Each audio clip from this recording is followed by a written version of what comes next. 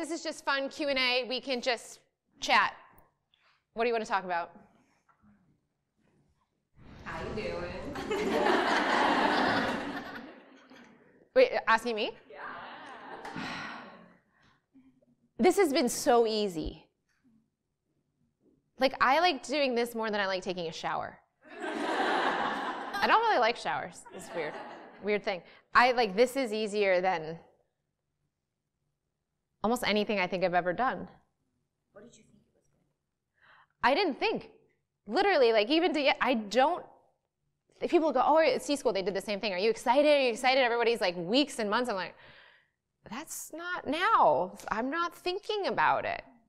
Yesterday was fun. I mean, I saw the girls and we got together and they were giving me chocolate and sparkling water and elderflower. And I was like, why am I getting all these gifts? It's like my Christmas or something. It was really sweet and wonderful. But that was when I started thinking about it. I do very little thinking about work unless the team knows this, unless I'm talking to them.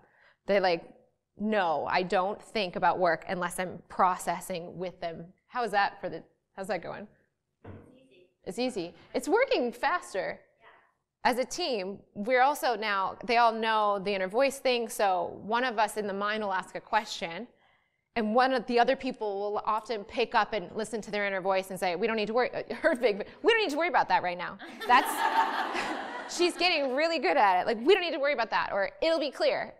So it's cool because as a team, someone's mind will ask a question and someone else's inner voice will give us an answer. Or if we're doing it with Natalie too, you're doing it. Has there been anything that struck you as an inner voice, you just knew to do something? Use your mic. I didn't expect to be put on the spot. What comes to mind in your gut? Coming fresh off Detroit this week. That's like being with you a couple days ago and contemplating. I'm trying to poach her to Detroit. She's wooing me to Motor City, and it's working. And but sitting in my chest and sitting in my heart where I feel that, and how is that resonating and processing it? And do I need to know now? No. But does it feel good? Yes. Is the possibility of that exciting? Yes. And just to be at peace with that could be the future, couldn't. And my soul feels excited for it, but I don't need to know the answer. Just to that point, I've been finding, one of the reasons I thought I was coming here is career related. Turns out after listening to Savannah, it's a lot more family related. But in thinking about making career transitions, I've kind of taken a different approach to the career that I have currently, which I enjoy, but it's not my life's work. And it's so I work for the Senate, it's a very cut and dry, analytical, logical, and I've been applying all of this work to that, in front of pretty important people, and just kind of saying what my intuition is coming up with. And I have just been blown away. We are doing a very big policy initiative right now that has been tried and tried and tried. And I kind of suggested, well, maybe we just do it this way, kind of off the cuff. And we have, and it's just kind of spun everything on its head. And I'm like, off the cuff is another word for I tapped in to the part underneath. All of the pre-planning and all of the analyzation. And basically said a piece of legislation doesn't have to look like a piece of legislation, which is pretty unheard of. To the mind. Because the mind repeats what it's known before. My mind 10 years ago said I have to do it like Oprah and Martha, so let me go take that path. I ended up having a blog for 5 years, podcast for 5 years, and here you guys are. And I don't have to worry about Campbell's Soup and whether they're going to pull the plug because they talk about souls. Right. Which is nice, because why would I want to limit what I can say to you based on that? But the people that are the ones that are turning things on their heads are the ones that are doing it off the cuff or doing it from their instinct or their gut. The Teslas, the people that are doing all that the leaping our evolution forward in any field, they're tapping into here. And then what happens is everybody else gets trained up here to do what they did, but they're doing it up here, so they're just regurgitating the stuff that some people do here. Everyone else is just rehashing. I love it and I do it with design myself, but when you go to Pinterest, you're not creating anything new. You're just creating that really great kitchen with a million different pieces of inspiration you've seen. And it kind of is a mismatch. It's nice. It's a new recipe from old ingredients, but it's not like Salvador Dali. It's not Frank Lloyd Wright, you know? And which is fine. We don't all have to be the Frank Lloyd Wright of that part of our lives. But the thing is, we all have an aspect of this aspect of ourselves that does want to create something.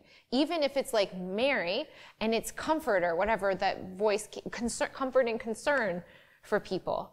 She's uniquely good at doing that in a way that not many other people are. So it doesn't always have to look at this external career thing. It could be the way you are with people. But there is an aspect of us that is truly creative, because we are creators. We're sovereign beings that came here as an aspect of all that is to do that. It's just when the mind's trying to imitate creation, which is just regurgitation, we feel a little stagnant and stuck. So beautiful. That's wonderful that you're using that in policy. What a better place for there to be inner voice in life. And to see that when I speak from mine, it's like you see a little flicker in other people that you don't think that people are tapped into that, but on some level, everyone must be. Unless their mind's too active, and in that case, compassion. Right. Or at least, To build off that, a little thing to try, if you ever hear your inner voice like want to reply to someone, especially if you want to give someone advice. If you're like, okay, I got this situation with this friend and I know they need to end it with this guy or whatever, you know, tap into the inner voice and say what you're hearing in there. Don't tell them that's what you're doing. Just do it. Like if you hear something come up and say it and watch how they react to that. As long as their ego's not in a defensive mode. If they're like in a feeling defensive, they'll block it. But if they're not and they're kind of open, if you watch how what you hear lands with them, it's going to sink. I notice it sinks deeper with people than using the mind's story that it's trying to share with them. So just watch it. You'll be like, whoa, that worked. And it wasn't as hard. And they took it deeper inwardly. It soaked in.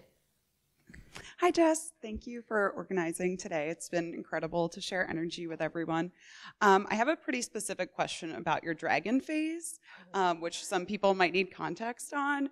But I felt like I was there this summer and got to the point, and I'll just give a little bit of context, you might want to expand on it, but got to the point where I felt like there was nothing left to think about. And not in a morbid way, like I wanted to die, but it was it's like there's nothing, like there's nothing else. Don't worry if you want to die. To think about. And it's like normal. It's the new normal. It's not that you should or shouldn't, but it's a very different wanting to die than people at previous stages of consciousness. There is a misery about the world that is too hard, and there is a boredom with the world that you're ready for more. Was that where you were at? It was like an emptiness. Like if I can't think about my clothes, I can't think about my relationships, I can't think about my career. If I'm just letting everything come, like why am I here kind of thing.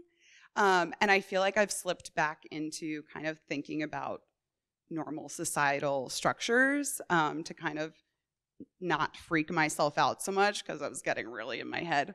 But so I just wanted to kind of hear a little bit more about how you continue to live like in our society, having, I know this sounds really crazy, but it's you guys, so it's fine.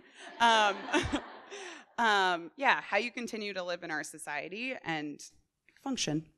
I think it's about an openness to what's going to show up. It's interesting you asked that question at this moment, I guess, in a way. Yeah, so there's people that like can't take the world, it's too hard, and they're really just weighed down with things. And then there's a phase where you're just kind of over this level of reality. I wasn't scared to die. I was jealous and FOMOing about Abraham and like all my buddies that were non-physical. Because I started to listen, as I was traveling alone for so long, I was alone so much for so many years that I would listen, because thank God for YouTube, to all these non-physical beings. And I resonated with their point of view of humanity and life and the universe more than the humans I'm around. So now I'm like, wait, I want to go hang out with them. How can I get beyond my mind? Because my mind's not as brilliant as their point of view. And if I got beyond my own mind, I'd be able to feel and experience life from that place. How can I get beyond my own mind? Get out of this body that's stuck to the mind. So that's where idea came, but then my mind was too smart. It was like, well, my soul put me in this body for whatever reason it did. So I Groundhog Day this over and over again every time, kill myself, and then the soul would just go through another body. And I was like, and I just wouldn't know that I did it 4 other times. And I'd be in a new body, and I would go, oh, I'm so bored, and then I'd do it. And the soul, for whatever reason, it's put itself into me. It wants to experience through me. So I was like, all right, I'll just see this one through. Whether I've done it before or not, I don't know. But I'll see what's going to be beyond this. But I just wanted access so deeply to realms beyond this. And if I was going to stay alive, I was doing it great. But I just didn't know in the mind how to get outside of itself. It's just an existential frustration with the mind for its own identity. It's a phase. It does not, I think, last. But now I trust. You guys know Morgan Harper Collins? She's a beautiful artist. My dream is to have a community center with a studio for us, if it flows and the universe wants it, in Detroit. And my dream is to have a brick mural of her artwork on the side. And I have a screenshot. You can find her on Instagram. She's beautiful and super high aligned quotes. And one of them she has, and I have it on my phone right now. It says, "You wouldn't still be here if there wasn't more to your story." And when I think about the ego, I think about, or this mind persona, like, enlightenment's going to happen. You can't read books on digestion to poop faster. So I reached that realization. And now I'm just realizing if the ego's still here in its way, there's nothing wrong. The ego isn't done. It failed. It's just being itself. The mind's still, the set point of the awareness is still up, not down. It hasn't flipped. That's like the apple falling from the tree. It will happen probably in this life, I would guess, because of my desire for it. But the desire being attached, not preference, but attached, would also block it right now. So it's not going to happen while it's trying to not be the mind. But because it's chosen that, I do think the mind gets to have a choice for that. But then the rest of the process is like a soul decision of how, when, why, and all that sort of thing.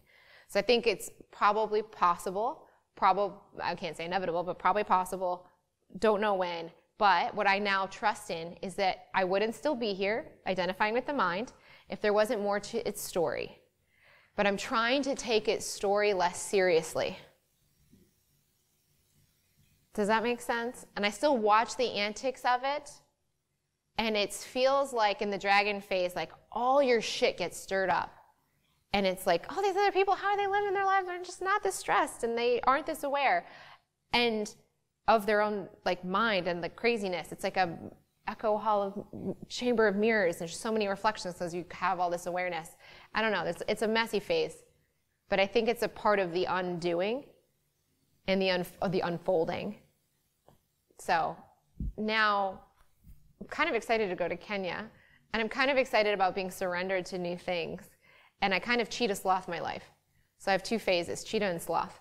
So I'm either slothing it and doing like nothing, or it's like I'm doing this and then I go to Kenya tomorrow. And it's learning to take the time to ebb and flow with the universe pace, or my soul pacing it, and my mind just following along. Someone earlier today said, the mind is the one that follows the soul. So I'm learning how to do that while the mind's still actively in its configuration as a persona that doesn't actually exist, but thinks it does. It's like we're all playing characters, we just don't realize it. We've bought into our own characters so much that we're acting to ourselves. And one day we're gonna wake up and go, oh, that's not really me. It's just a pattern of mind stuff that mostly wasn't me either, and a set of experiences that this interpreted completely differently than this. How liberating and peaceful. It's a wild game, right? Thinking of yourself as a character and imagining everyone else is playing. It's fun when I watch Modern Family, as I got so pulled away from everything. I watch the characters and I'm like, these people are playing characters, and they don't even realize that the characters, there's like double characters, the actors and the characters. But watching things like that, you can see the personas and go, those are just stories. These people don't have to have that, but they do. And it's okay. And all is well. That's a really long answer. Does that help? Yes. I think the biggest takeaway is that the mind is creating stories, and this actually came up in our group too.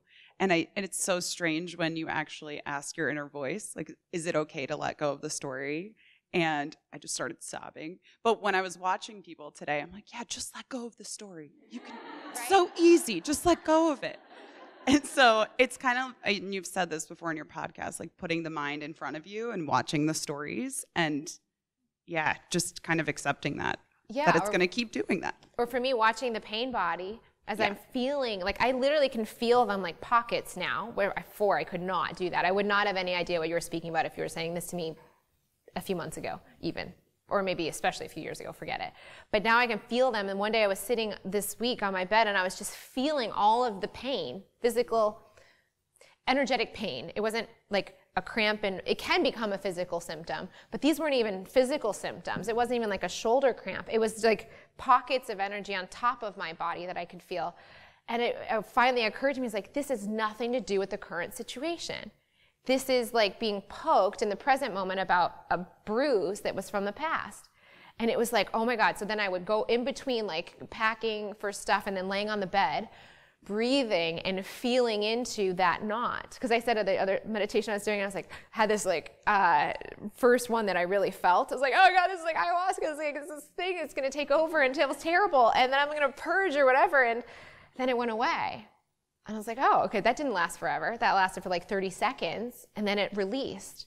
So that was during an intense, like, psychedelic-induced meditation, but that showed me what that felt like. And so since then, in my normal, regular state, I'm now, like, super aware of these. And so I was going into this, like, day where it was like, get ready, feel this pain, and go, oh, God, this is just the mind telling a story about a situation that's not even about this situation, but it's projecting from the past. Let me lay on the bed and feel, like, right here, this is where it's at. And breathe and bring my awareness into it until I felt calm. And then I would get up, but I would go keep packing. And then the mind would like start, and then maybe the pain was somewhere else. And I was like, oh my God, like it is, other people are doing this shit.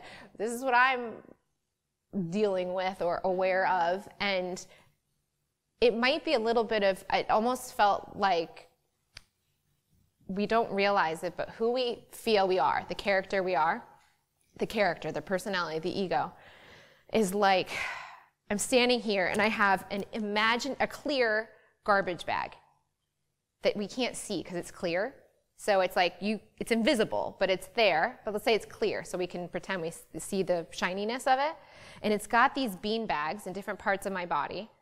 And they're like solid, thicker masses in the clear garbage bag. So they're kind of hanging on my body, but I can't see them. We don't normally sense them, but I've started to become aware of it. This is the pain body, Eckhart. Now I know, like, because before I just thought it was a concept. Now I'm like, oh my God, it's there. It's like shaking. What I think is happening is that the process, at least I'm experiencing, is like shaking the bean bags out of the garbage bag. And so things keep coming up that are triggering these old wounds, but now I'm starting to recognize they're old wounds. They're not current scenarios that are actually, they're just triggering the pain. And if there wasn't pain, there would be no reaction to the situation. So the way you know you've dropped the beanbag is when something like that would have been a wound before, like the girl with the boss that was critical. Okay, so we think about her. She'll know that wound is gone when she has a situation with a boss that might have previously thrown her for a loop, but she's not reacting. She's seeing it for what it is in that moment, and she's not hypersensitive to the reaction the boss has. That's how she knows, oh my gosh, that used to really hurt, and now it's just a situation. It's not attack. It's not a pain that's being, you're not poking the bear. So right now I feel like I'm in this phase where it's just dropping the rocks out of the bag, or the bean bags out of the clear garbage bag. But I didn't even know this was even happening. And who we feel like we are, how we know ourselves to be, is along with the set of those bean bags. So also I think is so liberating that once you hear about the people that do feel that flip when the soul drops and the apple falls and the awareness goes down in, they feel liberated because that bean bag pain body, they're not carrying that anymore. And that's part of why they don't know themselves as the identity they once were. Because the identity that they once were, like Savannah's stories, we saw the beanbags as we popped some of the pus bubbles, that was part of her story. That's part of how she knew herself. So as you start liberating those things, that makes her less and less Savannah, the way she knew herself. and we start to take Savannah less and less seriously, the more clear and clean it is. This is what we're going through, or entering at some point. So if you ever feel this way, I didn't have anyone to tell me this. Eckhart said pain body, but I thought it was a concept, not an actual thing. But if you start to feel these things, just know you're not alone. And if you want to die and you're not actually depressed, just know that that's okay, and you don't actually have to do it. It just means you're not fearing death. You're just excited for possibly also the death of the ego. I actually one day was looking at a baby during this phase where my inner voice was like, don't do anything. And I was like, well, what do I do if I don't do anything? Saw a baby, I was like, well, I could just have a baby and then just take care of the baby and I don't have to think, but I had to have something to do. And then I had this enlightened lady session with her, and she's like, do you think, Jess, that you're obsessed with death because part of you is dying and you want to have a baby because a part of you is being born into something new? I was like, oh, maybe I shouldn't have a baby. Maybe that's what's happening. So if you start to feel that type of transition in yourself, again, isn't it nice to know you don't have to go to the Himalayas, you don't have to go do ayahuasca in the jungle. You can just sit where you are in your home and know you're not alone. It's okay. It's just a part of the process of unfolding. It's part of the puberty process. And it doesn't matter whether you're hitting it now or not. If you do at some point, just know it's there. It's okay. So speaking of puberty, I feel like it's kind of obvious most of this room is women. And I feel like we're all kind of going through puberty spiritually, spiritual puberty, maybe a step ahead of our male counterparts. And so for me, and I've had the privilege of talking to so many women here last night, today, and it's a theme that I feel like a lot of us are like, well, like we have, partners that are open-minded, but maybe they're not on our level yet or on the same page yet. They're supportive, but like, maybe don't identify with what we're going through. So do you have any advice for us, I guess just in that situation, or how we can kind of hold the hand of our male counterparts and kind of bring them into this experience? I say be the generator crystal, like I'm trying to be for you. So clear and clean and amplifying of the strengths of others around you, not by forcing them, but just by being the light that you are. And not encroaching and enforcing on them, and supporting them, and also letting them support you, because this can be a really fragile time.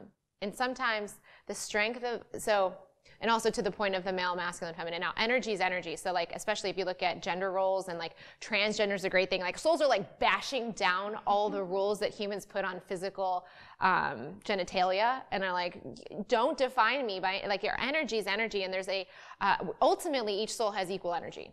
The soul, especially by the time it's going to get to an enlightened state, has played a lot of roles in both sexes. It's not playing just one side. Younger, from like Journey of Souls or stuff would say there tends to be a tendency, but over time that duality of the energies becomes more balanced as the soul has more experiences. So if you feel like you're like, oh God, I kind of feel like maybe I have too much of one or another, not necessary. Ultimately, you have both equally in the here. It's not looking from any one direction, but here can have a preference. Your personality can have an energy and preference and a strength, and that's fine. It can have a strength.